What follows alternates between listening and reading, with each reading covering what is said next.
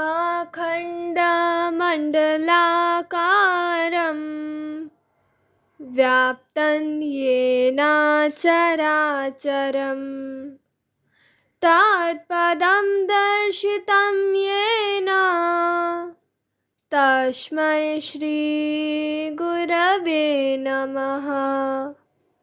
अज्ञानतिमिरन्धस्य ज्ञानञ्जनशलाकया चक्षुरुन्मीलितं येन तस्मै श्रीगुरवे नमः।